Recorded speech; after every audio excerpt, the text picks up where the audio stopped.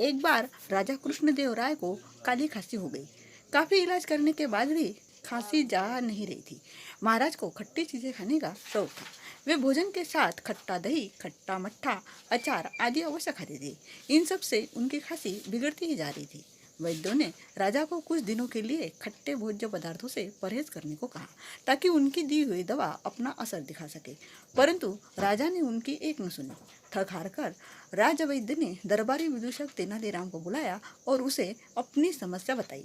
तेनाली ने राजवैद्य की बात सुनी और शीघ्र ही इस समस्या का समाधान करने का आश्वासन देकर चला गया। अगले दिन दरबार में आने पर तेनाली ने राजा से कहा, महाराज, कल मैं बेलमकुंडा के जाने माने वैद्य से मिला था। उनसे मैंने आपकी खांसी का जिक्र किया तो उन्होंने उसके लिए एक इलाज बताया है। उन्होंने आपको सब कुछ खाने की अनुमति दे दी है। आप अपना मनपसंद खट्टा भोजन भी कर सकते हैं। इसके बाद तेनाली ने अपनी जेब में हाथ डालकर एक दवा निकाल कर राजा को दे दी। राजा ने कुछ दिन वो दवा खाई और साथ ही से वे खट्टी चीजें भी खाते रहे। कुछ दिन पश्चात तेनाली ने राजा कृष्णदेव राय से पुनः उनकी तबीयत के विषय में पूछा। खांसी बढ़ी तो नहीं है, परंतु कम भी नहीं हो रही है, राजा ने बताया।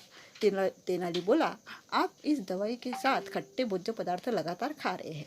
इससे आपको 3 फायदे होंगे। वो क्या? राजा ने उत्सुकता से पूछा। सर्वप्रथम, इस दवा को खट्टी चीजों के साथ लेने वाले के घर में कभी चोरी नहीं होती है। दूसरे, उसे कभी कुत्ता नहीं काटता। तीसरे, उसे कभी बुढ़ापा नहीं आता। तेनाली ने राजा को बताया। यह तो बड़ी अच्छी बात है, परंतु खट्टे भोज्य पदार्थ खाने का इन चीजों से क्या संबंध है, यह मैं समझा नहीं। राजा ने पूछा। जब कोई मनुष्य खट्टे भोजन के साथ यह दवाई खाएगा तो उसकी खांसी कभी ठीक नहीं होगी। वह दिन रात खांसता रहेगा, तो उसके घर में चोर घुसने का सवाल ही नहीं उठता।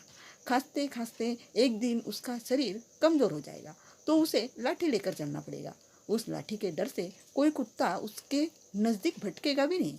इस प्रकार खांसी की बीमारी के चलते वह मनुष्य अपनी जवानी में ही चल बसेगा, तो बुढ़ापे का मुंह कहाँ से दिखेगा। तेनाली ने महाराज को समझाया।